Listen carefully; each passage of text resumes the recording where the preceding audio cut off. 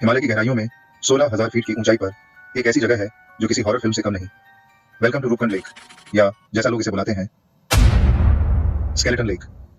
एक छोटी सी बर्फीली झील जो छुपाए हुए है एक डरावना राज।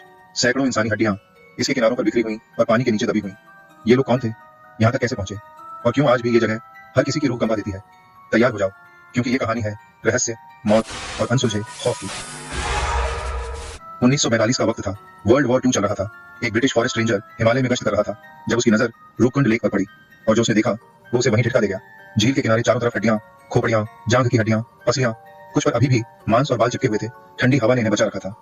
गर्मियों में जब बर्फ पिघली तो और हड्डियां ऊपर तैरने लगी, जैसे कोई भूतिया सपना सच हो गया हो। शुरू में लगा कि 300 से 800 लोग यहाँ मरे होंगे।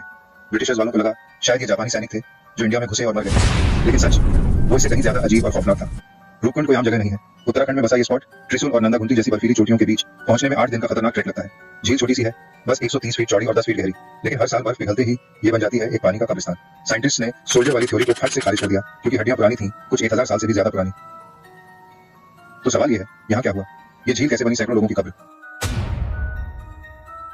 एक डरावनी कहानी लोकल्स के बीच मशहूर है जो सुनकर रोंगटे खड़े हो जाएं। कहते हैं कनौज का राजा जसहावल अपनी प्रेग्नेंट बीवी, नौकरों और यहाँ तक कि एक नाचने वाली टोली के साथ नंदा देवी की पूजा के लिए निकला। लेकिन इन लोगों ने क्वाइटली पूजा नहीं की, बल्कि पार्टी की, गाना बजाना, पहाड़ों की पवित्रता को ठेस पहुंचाई। नंदा देवी को गुस्सा आ गया, और फिर क्या, उन्होंने आसमान से ओलों की बारिश कर दी। ओले इतने बड़े कि क्रिकेट बॉल जैसे थे। सोचो, सैकड़ों लोग, मिनटों में खत्म। ओले सीधे सिर पर लगे, खोपड़ियां चटक गईं, उनकी लाशें झील में जा गिरी।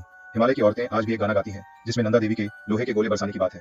और साइंटिस्ट को जब हड्डियां चेक की तो पता चला कई खोपड़ियों पर गहरे निशान थे, ठीक वैसे जैसे ओलों से लगे। लेकिन रुकिए, असली हॉरर अभी बाकी है। 2019 में एक डीएनए स्टडी ने सारा खेल बदल दिया। साइंटिस्ट ने 28 हड्डियों को टेस्ट किया, और जो निकला वो दिमाग हिला देने वाला था। ये हड्डियां एक साथ मरे लोगों की नहीं थी, बल्कि 3 अलग अलग ग्रुप्स की थीं जो सैकड़ों साल के फासले पर मरे। सबसे पुराने 800 सीई के आसपास के साउथ एशियन थे, शायद लोकल्स या पिलग्रिम्स जो स्टॉर्म्स उसमें फंस गए। लेकिन फिर आया ट्विस्ट। 1800 सीई के आसपास की कुछ हड्डियां मेडिटेरेनियन से थीं, खासकर क्रीट और ग्रीस से। हाँ, ग्रीस वाले हिमालय में, और एक हड्डी साउथ ईस्ट एशियन। ये लोग यहाँ क्या कर रहे थे इतनी दूर, इतनी खतरनाक जगह पर? कोई जवाब नहीं है, बस उनकी चुपचाप की हड्डियां हैं। कोई नहीं जानता कि आउटसाइडर्स कौन हैं। एक्सप्लोरर्स थे, रास्ता भटक गए, या किसी अनजान हादसे का शिकार हुए। कोई रिकॉर्ड नहीं, कोई कहानी नहीं। लेकिन असली सवाल ये है, मौत कैसे हुई? कुछ खोपड़ियों पर ओलों के निशान हैं, लेकिन बाकियों पर कुछ नहीं। न हथियार, न जंग के निशान, न बीमारी, जस्ट हेल्थी लोग जो अचानक मर गए।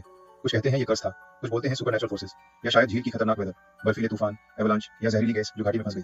रूपकुंड झील, हिमालय का वो रहस्यमय कब्रिस्तान जहाँ समय ने सैकड़ों जिंदगियों को जमा दिया। क्या ये एक शापित तीर्थ यात्रा थी? क्या भूमध्य सागरीय लोग यहाँ खो गए, या फिर प्रकृति का कोई खौफनाक कोप? विज्ञान के पास आज भी जवाब नहीं, बस हड्डियों का सन्नाटा है।